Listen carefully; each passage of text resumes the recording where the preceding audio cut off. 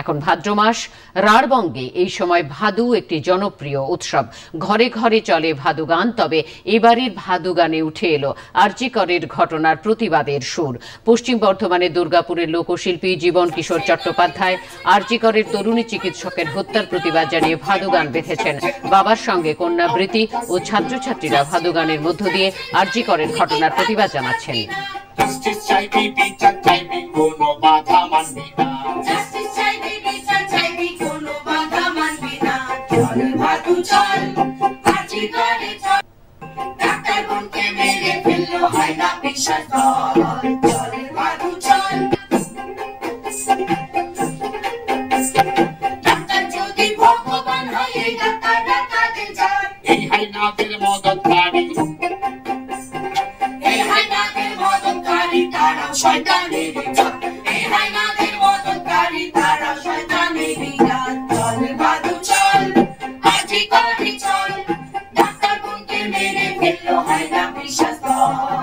Chale, Badu, chale.